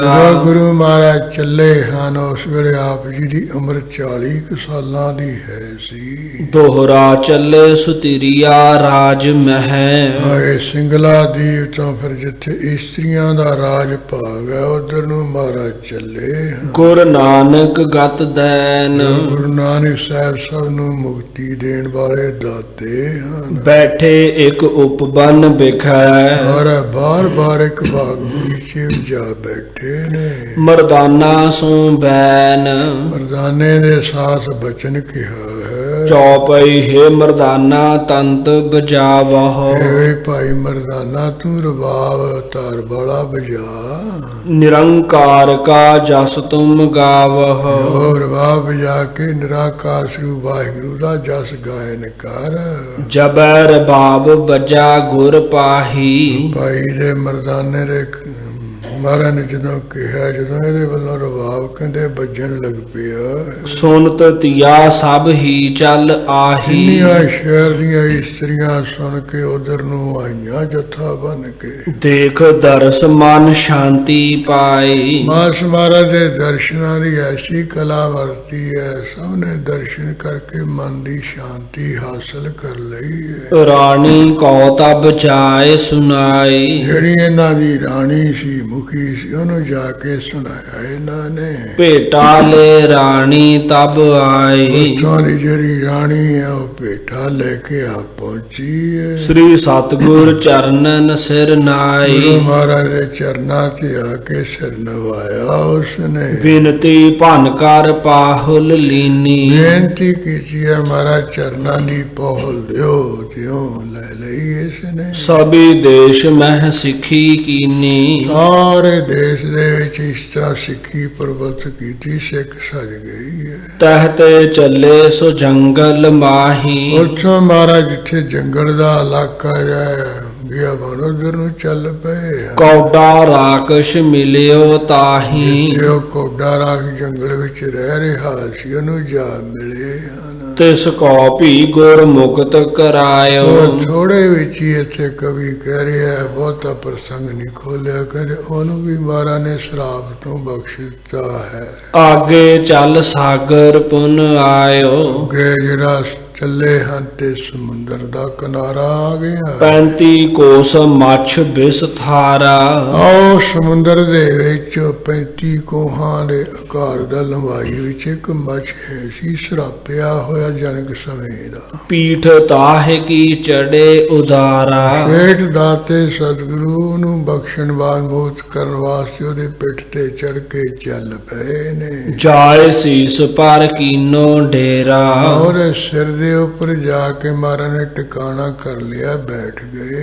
ਤਬ ਮਰਦਾਨੇ ਮੁਖ ਤਹਿ ਹੇਰਾ, ਮੱਛ ਨੇ ਮੂੰਹ ਜਾ ਕੇ ਤੇ ਖੋਲਿਆ, ਮਰਦਾਨੇ ਨੇ ਵੇਖ ਲਿਆ ਉਧਰ। ਪਸਰਿਓ ਦੀਸਤ ਵੱਡੋ ਆਕਾਰਾ, ਬਹੁਤ ਮੂੰਹ ਕੰਡੇ ਆਕਾਰ ਵਾਲਾ ਫੈਲਿਆ ਹੋਇਆ ਮੋਢਿਆ ਦਿਸ ਰਿਹਾ ਮਰਦਾਨੇ ਨੂੰ। ਦੀਰਘ ਲੋਚਨ ਕੋ ਵਿਸਤਾਰਾ, ਨੇਤਰਾਂ ਦਾ ਬੜੇ ਕਹਿੰਦੇ ਵੱਡਿਆਂ ਵੱਡਿਆਂ ਦਾ ਵਿਸਥਾਰ ਫਲਾ ਹੈ। ਦੋਹਰਾ ਭੈ ਕਰ ਉਠ ਬਿਸਮਾਦਿਓ, ਭੈ ਕਰਕੇ ਮਰਦਾਨਾ ਉੱਠਿਆ ਤੇ ਅਚਰਜ ਜਾ ਹੋਇਆ। ਅਸਬਿਦ ਬਚਨ ਅਲਾਇ, ਉੱਠ ਕੇ ਮਹਾਰਾਜ ਨੂੰ ਇਸ ਤਰ੍ਹਾਂ ਦਾ ਬਚਨ ਕਿਹਾ, ਸ੍ਰੀ ਗੁਰ ਤੁਮਰੀ ਕੁਦਰਤਾਂ। ਗੁਰੂ ਨਾਨਕ ਮਹਾਰਾਜ ਤੁਹਾਡੀਆਂ ਜਿਹੜੀਆਂ ਸ਼ਕਤੀਆਂ ਕਲਾਮਾਂ ਕੁਦਰਤਾਂ ਹਨ, ਤੁਮ ਹੀ ਕੋ ਬਨ ਆਇ। ਮਹਾਰਾਜ ਤੁਹਾਨੂੰ ਹੀ ਬਣਾਉਣੀਆਂ, ਤੁਹਾਡੀਆਂ ਵਿੱਚ ਸ਼ਕਤੀਆਂ, ਤੁਹਾਡੇ ਵਿੱਚ ਕਲਾ ਇਹੋ ਜਿਹੀਆਂ ਕਿਹਦੇ ਵਿੱਚ ਹੋਰ ਹੋਣੀਆਂ ਹਨ। ਚੌਪਈ ਤਹਿਨਿਸ ਬਸੇ ਭਈ ਪੁਨ ਭੋਰਾ, ਉੱਥੇ ਰਾਤ ਦੇ ਸਮੇਂ ਮਹਾਰਾਜ ਰਹੇ ਆ, ਜਦੋਂ ਸਵੇਰ ਹੋਇਆ ਹੀ ਮੱਛ ਦੇਹ ਛੁੱਟ ਪਲਟੀ ਔਰਾ, ਮੱਛੀ ਦੇਹ ਬਦਲ ਗਈ ਹੈ ਤੇ ਹੋਰ ਹੀ ਰੂਪ ਦੇ ਵਿੱਚ ਉਹ ਦਿਵ ਰੂਪ ਵਿੱਚ ਹੋ ਗਿਆ। ਉਸਤਤ ਕਹਿਤ ਕਰੀ ਪਦ ਬੰਦਨ, ਮਹਾਰਾਜ ਦੀ ਉਸਤੀ ਕੀਤੀ ਹੈ ਤੇ ਨਚਰਨਾ ਤੇ ਨਮਸਕਾਰ ਕੀਤੀ ਉਸਨੇ। ਚਿਦਾਨੰਦ ਤਨ ਧੁੰਦ ਨਿਕੰਦਨ, ਜਿਹਦਾ ਮਹਾਰਾਜ ਸੱਚ ਆਨੰਦ ਰੂਪ ਹੋ, ਦੁੱਖਾਂ ਦਰਿਦਾਂ ਝਗੜਿਆਂ ਦੇ ਕੱਟਣ ਵਾਲੇ। ਅਸ ਕਹਿ ਦੇਵ ਲੋਕ ਕੋ ਗਇਓ, ਇਸ ਤਰ੍ਹਾਂ ਉਸਤੀ ਦੇ ਬਚਨ ਕਹਿੰਦਾ ਕਹਿੰਦਾ ਦੇਵ ਲੋਕ ਨੂੰ ਚਲਿਆ ਗਿਆ। ਨਾਨਕ ਪ੍ਰਕਾਸ਼ ਵਿੱਚ ਪ੍ਰਸੰਗ ਥੋੜਾ ਜਿਹਾ ਖੋਲ ਕੇ ਆਉਂਦਾ ਵੀ ਇਹ ਜਨਕ ਰਾਜੇ ਦੇ ਸਮੇਂ ਦਾ ਕੋਈ ਪਾਣੀ ਵਿੱਚ ਬਹਿ ਕੇ ਤਪ ਕਰਨ ਵਾਲਾ ਸੀ। ਜਨਕ ਰਾਜੇ ਨੇ ਇਹਨੂੰ ਬੁਲਾ ਕੇ ਕਿਹਾ ਸੀ ਵੀ ਹੁਣ ਜਲ ਵਿੱਚ ਤੂੰ ਬੈਠਣਾ ਛੱਡ ਦੇ, ਤਪ ਕਰਨਾ ਛੱਡ ਦੇ, ਸਾਧ ਸੰਗਤ ਵਿੱਚ ਆ ਕੇ ਤੇ ਤੂੰ ਸੇਵਾ ਕਰਿਆ ਕਰ। ਇਹ ਕਹਿਣ ਲੱਗਾ ਜੀ ਅਜੇ ਮੈਂ ਇੰਨਾ ਸਮਾਂ ਮੇਰਾ ਜੇ ਨਿਯਮ ਹੈ, ਇੰਨਾ ਸਮਾਂ ਪਾਣੀ ਵਿੱਚ ਬੈਠ ਕੇ ਮੈਂ ਤਪ ਕਰੂੰਗਾ। ਉਹ ਜਨਕ ਰਾਜਾ ਕਹਿੰਦਾ ਨਹੀਂ, ਇਹ ਹੋ ਗਿਆ, ਹੁਣ ਤੂੰ ਇੱਧਰ ਸੰਗਤ ਵਿੱਚ ਕਰਿਆ ਕਰ। ਕਹਿੰਦਾ ਜੀ ਨਹੀਂ ਮੈਂ ਤਾਂ ਹੀ ਕਰੂੰਗਾ, ਕੋਈ ਨਹੀਂ ਮੇਰਾ ਨਿਯਮ ਹੈ। ਕਹਿੰਦਾ ਜਾ ਫਿਰ ਤੂੰ ਪਾਣੀ ਦਾ ਜਲ ਜੰਤੂ ਬਣ ਜਾ, ਪਾਣੀ ਵਿੱਚ ਹੀ ਰਹਿ। ਫਿਰ ਉਹ ਜਦੋਂ ਵਚਨ ਹੋ ਗਿਆ, ਫਿਰ ਅੱਖਾਂ ਖੁੱਲੀਆਂ ਵੀ ਇਹ ਤਾਂ ਸ਼ਰਾਬ ਮਿਲ ਗਿਆ, ਹੁਣ ਤਾਂ ਮੈਨੂੰ ਇੱਥੇ ਹੀ ਰਹਿਣਾ ਪੈ ਜਾਊਗਾ, ਮੈਂ ਤਾਂ ਮੁਕਤ ਹੋਣਾ ਸੀ। ਫਿਰ ਢਿੱਲਾ ਜਾ ਹੋ ਕੇ ਬੇਨਤੀਆਂ ਕਿ ਮਹਾਰਾਜ ਮੈਂ ਤਾਂ ਇਹ ਤਪ ਕਰ ਰਿਹਾ ਸੀ ਮੁਕਤ ਹੋਣ ਵਾਸਤੇ, ਤੁਸੀਂ ਉਹਨੂੰ ਵਚਨ ਕਹਿ ਤਾ, ਫਿਰ ਤਾਂ ਇੱਥੇ ਰਹੂੰ, ਮੈਨੂੰ ਮੁਕਤ ਕੌਣ ਕਰੂਗਾ। ਉਹ ਜੋ ਨਿਮਰਤਾ ਵਿੱਚ ਆਇਆ, ਫਿਰ ਕਹਿੰਦਾ ਵੀ ਹੁਣ ਤਾਂ ਸਮਾਂ ਲੰਘ ਗਿਆ, ਕਲਯੁਗ ਵਿੱਚ ਗੁਰੂ ਨਾਨਕ ਸਾਹਿਬ ਜੀ ਆਉਣਗੇ, ਉਹ ਤੈਨੂੰ ਮੁਕਤ ਕਰਨਗੇ, ਤੇਰਾ ਕਲਿਆਣ ਕਰਨਗੇ। ਇਸ ਤਰ੍ਹਾਂ ਸਰਾਪੇ ਹੋਏ ਰੂਪ ਦੇ ਵਿੱਚ, ਮੱਛ ਰੂਪ ਦੇ ਵਿੱਚ ਇਹ ਰਹਿ ਰਿਹਾ ਸੀ। ਉਹ ਮਹਾਰਾਜ ਨੇ ਆ ਕੇ ਇਹਦੀ ਕਲਿਆਣ ਕੀਤੀ ਸੀ।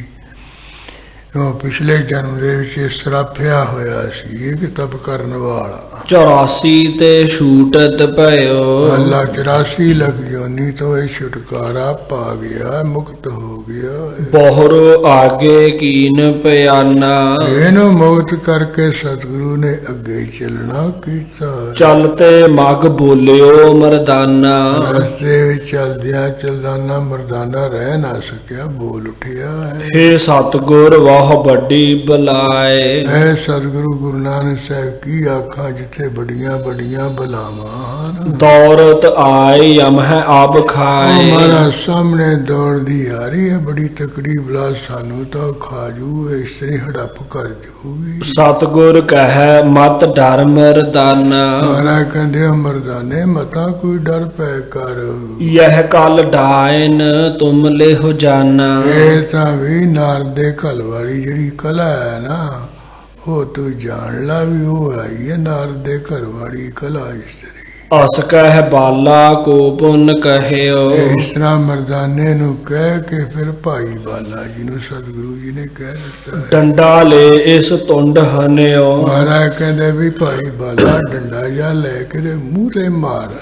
ਮੁਖ ਪਸਾਰ ਆਈ ਹਿਤ ਖਾਨੋ। ਜਦੋਂ ਮੂੰਹ ਝਾੜ ਕੇ ਤੇ ਖਾਣ ਵਾਸਤੇ ਇਹ ਕਲਾ ਆਈ ਹੈ। ਬਾਲਾ ਤਬ ਤਿਸ ਕੇ ਦੰਦ ਭਾਨੇ। ਭਾਈ ਬਾਲਾ ਜੀ ਨੇ ਐਸਾ ਫੜਾਕ ਦਾ ਕਿ ਡੰਡਾ ਮਾਰੇ ਤੇ ਦੰਦ ਜੇ ਭੰਨਤੇ ਕਲਾ ਦੇ। ਬਿਹਬਲ ਹੋ ਧਰਨੀ ਪਰ ਪਰੀ। ਆ ਡੰਡਾ ਵੱਜਣ ਨਾਲ ਵਿਆਕੁਲ ਹੋ ਗਈ ਹੈ ਤੇ ਧਰਤੀ ਤੇ ਧਰਮ ਦੇ ਕੇ ਡਿੱਗ ਪਈ ਇਹ ਕਲਾ। ਪ੍ਰਾਨ ਤਿਆਗ ਦੇਹੀ ਦਿਬ ਧਰੀ। ਪ੍ਰਾਣ ਛੱਡ ਕੇ ਦੇਵ ਦੇਹੀਏ ਨੇ ਧਾਰਨ ਕਰ ਲਈ ਹੈ। ਉਸਤਤ ਬਹੁ ਬਿਦ ਕੀਨ ਉਚਾਰ। ਮਹਾਰਾਜ ਦੀ ਤਰ੍ਹਾਂ ਤਰ੍ਹਾਂ ਨਾਲ ਇਹਨੇ ਉਸਤੀ ਕੀਤੀ ਹੈ। ਹੇ ਜਗ ਗੁਰ ਤੁਮ ਕਰਾ ਨਿਹਾਰ। ਹੇ ਗੁਰੂ ਨਾਨਕ ਸਾਹਿਬ ਮਹਾਰਾਜ ਜੀ ਤੁਸੀਂ ਤਾਂ ਮੈਨੂੰ ਨਿਹਾਲੋ ਨਿਹਾਲ ਕਰ ਦਿੱਤਾ ਹੈ। ਡਾਇਨ ਤੇ ਅਬ ਦਿਬ ਦੇਹ ਪਾਏ। ਮੈਂ ਤਾਂ ਮਹਾਰਾਜ ਸ਼ਰਾਬ ਕਰਕੇ ਜੈਨ ਬਣੀ ਪਈ ਸੀ, ਹੁਣ ਦੇਵ ਦੇਹੀ ਪਾ ਲਈ ਹੈ। ਕਰ ਪ੍ਰਣਾਮ ਵੈਕੁੰਠ ਸਿਧਾਈ। ਨਮਸਕਾਰ ਕਰਕੇ ਵੈਕੁੰਠ ਨੂੰ ਚਲੀ ਗਈ ਹੈ। ਅਨਕ ਜੀਵ ਗੁਰ ਕੀਨ ਨਿਹਾਲਾ। ਨਾਨਕ ਸਾਹਿਬ ਮਹਾਰਾਜ ਨੇ ਇੱਕ ਨਹੀਂ ਦੋ ਨਹੀਂ ਅਨੇਕਾਂ ਜੀਵਿਓ ਨਿਹਾਲ ਕੀਤੇ, ਦੁੱਖਾਂ ਤੋਂ ਰਹਿਤ ਕੀਤੇ। ਆਗੇ ਗਮਨੇ ਦੀਨ ਜੋ ਦਇਆਲਾ। ਗਰੀਬਾਂ ਤੇ ਦਿਆਲਤਾ ਕਰਨ ਵਾਲੇ ਇਹਨੂੰ ਤਾਰ ਕੇ ਅੱਗੇ ਚੱਲ ਪਏ। ਸਿੰਧ ਵਿਖੇ ਟਾਪੂ ਇੱਕ ਆਵਾ। ਸਮੁੰਦਰ ਦੇ ਵਿੱਚ ਹੀ ਇੱਕ ਖੁਸ਼ਕ ਜਗ੍ਹਾ ਆ ਗਈ ਜਿਹਨੂੰ ਟਾਪੂ ਕਿਹਾ ਜਾਂਦਾ ਹੈ। ਦੇਸ ਬਸ਼ੀਹਰ ਤਾਂ ਕੋ ਨਾਵਾ। ਉਸ ਟਾਪੂ ਦਾ ਦੇਸ਼ ਦਾ ਨਾਂ ਸੀ ਬਸ਼ੀਹਰ ਕਰਕੇ ਪ੍ਰਸਿੱਧ। ਇੱਕ ਸੁੰਦਰ ਤਹ ਨਗਰ ਬਿਰਾਜਾ। ਉਹਦੇ ਵਿੱਚ ਇੱਕ ਬੜਾ ਸੋਹਣਾ ਸ਼ਹਿਰ ਸੋਭਦਾ ਸੀ। ਚੌਹਦਿਸ ਜਿਸ ਕੇ ਉਪਬਨ ਛਾਜਾ। ਇਹ ਸ਼ਹਿਰ ਦੇ ਚਾਰ ਸਪੇਰੇ ਸੋਹਣਾ ਬਾਗ ਬੀਚਾ ਸਜਦਾ ਫੈਦਾ ਸੀ। ਬਨਿਓ ਸੁਗਿਰਦੇ ਦੁਰਗ ਉਤੰਗਾ। ਸ਼ਹਿਰ ਦੇ ਇਰਦ ਗਿਰਦ ਬਹੁਤ ਉੱਚਾ ਕਹਿੰਦੇ ਉਹ ਕਿਲਾ ਜਾਨੀ ਫਸੀਲ ਬਣੀ ਹੋਈ ਕੰਧ ਕੱਢੀ ਹੋਈ ਸੀ ਉੱਚੀ। ਘਨ ਰੋਕਨ ਹਿਤ ਮਨ ਹੋ ਉਮੰਗਾ।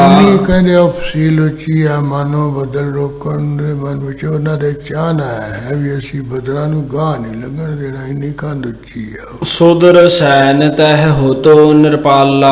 ਉਹ ਸ਼ਹਿਰ ਦਾ ਰਾਜਾ ਸੀ ਜਿਸ ਦਾ ਨਾਮ ਸੀ ਸੁਦਰ ਸੈਨ। ਕਰਤ ਰਾਜ ਤਹ ਦੇਸ਼ ਵਿਸਾਲਾ। ਉਸ ਇਲਾਕੇ ਦਾ ਬੜਾ ਭਾਰੀ ਰਾਜ ਭਾਗੇ ਕਰ ਰਿਹਾ ਸੀ। ਪੁਰ ਕੇ ਵਹਿਰ ਥਾਨ ਰਮਣੀਕਾ। ਸ਼ਹਿਰ ਤੋਂ ਬਾਰ ਜਿੱਥੇ ਸੋਹਣਾ ਸਥਾਨ ਹੈ। ਵੈਸੇ ਤਹ ਬੇਦੀ ਕੁਲ ਟੀਕਾ। ਬੇਦੀਆਂ ਦੇ ਕੁਲ ਦੇ ਟਿੱਕਾ ਰੂ ਸ਼੍ਰੋਮਣੀ ਸਤਿਗੁਰੂ ਬੈਠ ਗਏ। ਨਿਸਾ ਬੀਤੀ ਇੱਕ ਭੀ ਭੁੰਨ ਸਾਰਾ। ਇੱਕ ਰਾਤ ਜਦੋਂ ਬੀਤੀ ਐ ਫਿਰ ਸਵੇਰ ਹੋਇਆ ਈ। ਆ ਤਬ ਮਰਦਾਨੇ ਬਚਨ ਉਚਾਰਾ। ਭਾਈ ਮਰਦਾਨਾ ਜੀ ਨੇ ਸਵੇਰੇ ਫਿਰ ਬਚਨ ਕਿਹਾ ਹੈ। ਆਇਸ ਦੇਹ ਨਗਰ ਮੈਂ ਜਾਵ। ਮਹਾਰਾਜ ਮੈਨੂੰ ਆਗਿਆ ਦੇ ਦਿਓ ਮੈਂ ਸ਼ਹਿਰ ਵਿੱਚ ਚਲਾ ਜਾਵਾਂ। ਜਾਚ ਕਿਸੂ ਤੇ ਭੋਜਨ ਖਾਵ। ਕਿਸੇ ਨਾ ਕਿਸੇ ਤੋਂ ਮੰਗ ਕੇ ਮਹਾਰਾਜ ਮੈਂ ਭੋਜਨ ਛਕਿਆ ਵਾਂ, ਲੰਗਰ ਛਕਿਆ ਵਾਂ। ਕਹਿ ਗੁਰ ਬਾਢੀ ਝੰਡੇ ਪਾਸ। ਮਹਾਰਾਜ ਕਹਿੰਦੇ ਮਰਦਾਨੇ ਜੇ ਤੂੰ ਭੋਜਨ ਛਕਣ ਜਾਣਾ ਤਾਂ ਇੱਥੇ ਕਹਿੰਦੇ ਸ਼ਹਿਰ ਦੇ ਵਿੱਚ ਝੰਡਾ ਬਾਢੀ ਰਹਿੰਦਾ, ਉਹਦੇ ਕੋਲ ਚਲਾ ਜਾਈਂ। ਆਸਨ ਅਚੋ ਜਾਂ ਤਿਸੀ ਆਵਾਸ। ਉਹਦੇ ਘਰ ਦੇ ਵੀ ਜਾ ਕੇ ਤੂੰ ਭੋਜਨ ਛਕ ਲੈਣਾ ਹੈ। ਲੈ ਆਗਿਆ ਪੁਰ ਮਹਿ ਤਬ ਗਇਓ। ਮਹਾਰਾਜ ਦੀ ਆਗਿਆ ਇਜਾਜ਼ਤ ਲੈ ਕੇ ਮਰਦਾਨਾ ਸ਼ਹਿਰ ਵਿੱਚ ਚਲਾ ਗਿਆ। ਇੰਦਰ ਸੈਨ ਇੱਕ ਨਰ ਮਿਲ ਗਇਓ। ਫਿਰਦਿਆਂ ਇੱਕ ਇੰਦਰ ਸੈਨ ਨਾਮ ਦਾ ਪੁਰਸ਼ ਮਿਲ ਗਿਆ ਮਰਦਾਨੇ। ਝੰਡੇ ਕੋ ਗ੍ਰਹਿ ਤਿਨੈ ਦਿਖਾਵਾ। ਝੰਡੇ ਵਾਢੀ ਜਿਹੜਾ ਘਰ ਆ ਉਸ ਇੰਦਰ ਸੈਨ ਨੇ ਆ ਦਿਖਾ ਦਿੱਤਾ। ਮਰਦਾਨਾ ਹਿਤ ਸੋ ਬੈਠਾਵਾ। ਭਾਈ ਮਰਦਾਨੇ ਨੂੰ ਝੰਡੇ ਵਾਢੀ ਨੇ ਬੜੇ ਪ੍ਰੇਮ ਨਾਲ ਬਿਠਾਇਆ ਆਪਣੇ ਘਰ ਵਿੱਚ। ਇੰਦਰ ਸੈਨ ਕਹਿ ਝੰਡੇ ਤਾਹੀ। ਜਿਹੜਾ ਇੰਦਰ ਸੈਨ ਸੀ ਇਹ ਭਾਈ ਝੰਡੇ ਵਾਢੀ ਨੂੰ ਕਹਿਣ ਲੱਗਿਆ ਹੈ, ਤੁਮ ਕੋ ਢੂੰਡਤ ਲਿਆਇਓ ਪਾਹੀ। ਕਹਿੰਦੇ ਭਾਈ ਝੰਡੇ ਵਾਢੀ ਤੈਨੂੰ ਇਹ ਲੱਭਦਾ ਫਿਰਦਾ ਸੀ, ਮੈਂ ਨਾਲ ਲੈ ਕੇ ਆਇਆ ਇਹਨੂੰ। ਬੂਝਤ ਝੰਡਾ ਕਹਿਤੇ ਆਇਓ। ਭਾਈ ਝੰਡਾ ਵਾਢੀ ਪੁੱਛਣ ਲੱਗਿਆ ਵੀ ਕਿੱਥੋਂ ਆਏ ਹੋ, ਕੌਣ ਨਾਮ ਕੋ ਵਰਨ ਸੁਹਾਇਓ। ਤੇਰਾ ਵੀ ਕੌਣ ਵਰਨ ਹੈ ਤੇ ਤੇਰਾ ਨਾਮ ਕੀ ਹੈ, ਸ਼ੋਭਨੀਕ ਆਪਣਾ ਨਾਮ ਵੀ ਦੱਸ, ਆਪਣੀ ਜਾਤ ਵੀ ਦੱਸ। ਜਿਸ ਤਰ੍ਹਾਂ ਭਾਈ ਮਰਦਾਨਾ ਜੀ ਨੇ ਆਪਣਾ ਨਾਮ ਵੀ ਦੱਸਿਆ, ਵਿਆਹ ਵੀ ਦੱਸਿਆ, ਵੀ ਕਿਹਦੇ ਕੋਲ ਰਹਿਣਾ ਉਹ ਵੀ ਦੱਸਿਆ ਸੀ ਕਿ ਮੈਂ ਗੁਰੂ ਨਾਨਕ ਸਾਹਿਬ ਮਹਾਰਾਜ ਦੇ ਕੋਲ ਰਬਾਬੀ ਬਣ ਕੇ ਰਹਿ ਰਿਹਾ, ਕੀਰਤਨੀਆ ਹਾਂ ਮਹਾਰਾਜ ਦਾ। ਸੁਣਦਿਆਂ ਸਾਰੇ ਮਰਦਾਨੇ ਦੇ ਚਰਨੀ ਢਹਿ ਪਿਆ ਸੀ।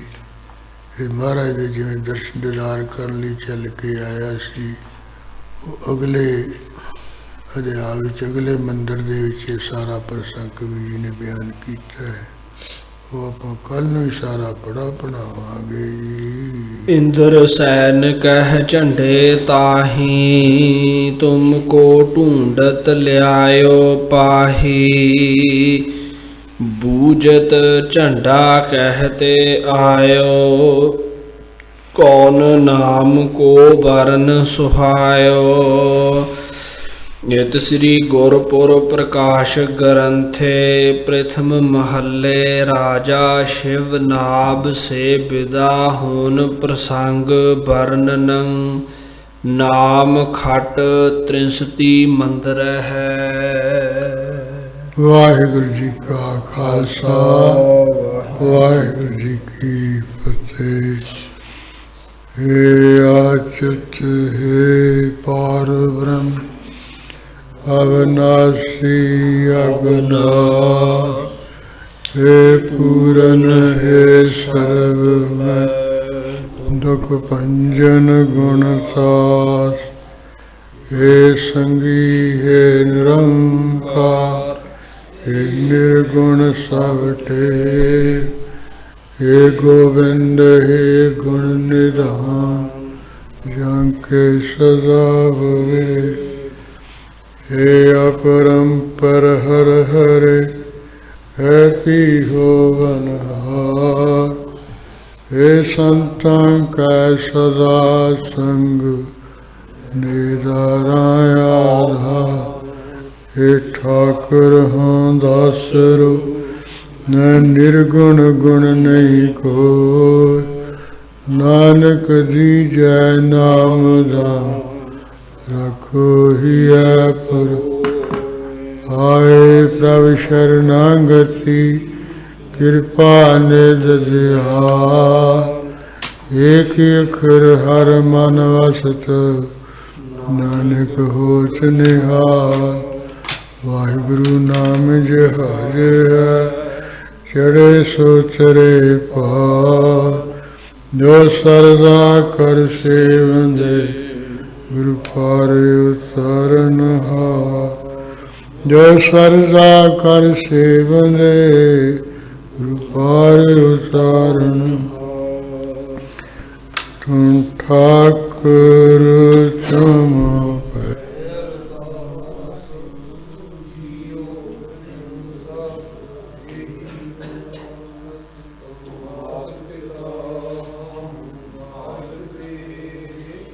तुमरी कृपा में कोई न जान।